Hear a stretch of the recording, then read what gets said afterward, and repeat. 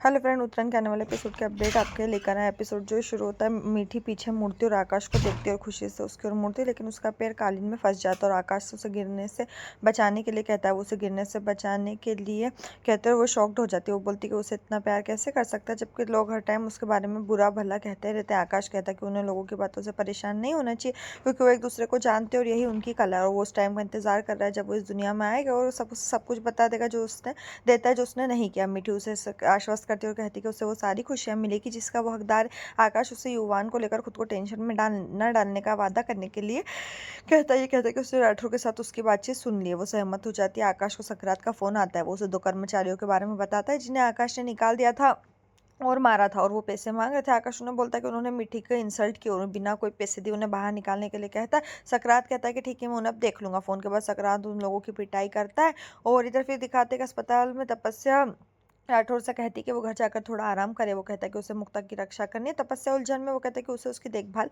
करनी है। तपस्या, मुक्ता, नानी सभी उससे रिक्वेस्ट करते हैं कि वो कम से कम एक बार जाकर थोड़ा आराम कर ले। वो रात भर से यहीं पर रुका हुआ है। युवान जो है बाहर खड़ा होकर ये सब देख रहा है।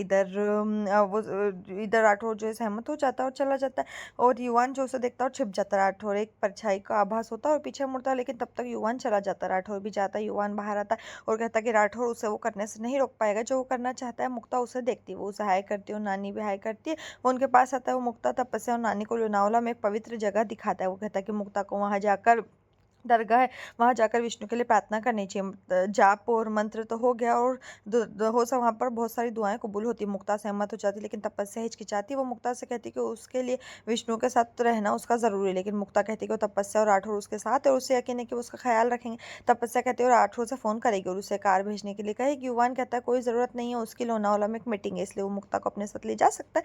नानी उससे सहमत होती है। मुक्ता कहती है कि उससे पहले राठौर से बात करनी होगी, लेकिन सभी उसे मुक्ता को जाने देने के लिए मना लेते हैं। मुक्ता जाने से पहले विष्णु से मिलने जाती है। वो उसके कमरे में आती है और उसके गाल पर किस करती है। वो उसे देखकर भावुक हो जाती है। युवान दरवाजा खटखटाता है। मुक्ता जाने के लिए मुड़ती, तभी उसकी साड़ी का पल्लू विष्णु के हाथ में फंसा हुआ है। मुक्ता उसे कहती है कि उसे जाने दे, वो उसके लिए प्रार्थना करने जा रही है। वो अपना पल्लू हटाती है और कमरे से बाहर जाती है।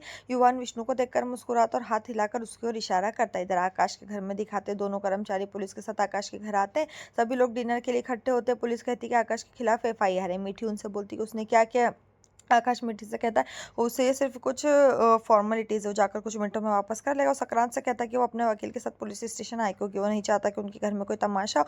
जब वो जाने वाले थे तो मैया बोलती कि आकाश ने किया क्या है। पुलिस कहती कि आकाश ने उन लोगों की पिटाई की और उन्हें जान से मारने की धमकी दी। आकाश का परिवार बोलता है कि उसने ऐसा क्यों किया। कर्मचारियों में से एक का कहना है कि उन्होंने सच कहा कि मीठी ने कोठे में 2 रातें बिताई। वो आगे कहते हैं कि अगर वो उसकी पत्नी होती तो उसे घर में घुसने भी नहीं देता। कौन जानता है कि इसके पेट के अंदर किसका बच्चा है। मीठी और बाकी लोग सभी जो है चौंक जाते हैं। आकाश अपना आपा खो देता है और उसकी कॉलर पकड़कर उसे मारता है। हर कोई उसे रोकने की कोशिश करता है। जब मीठी उसे छोड़ने के लिए कहती है तो वो रुक जाता है। आकाश उससे कहता है कि वो उनकी बात ना सुने। उसे उन पर भरोसा नहीं है, उसे अपनी पत्नी पर भरोसा है।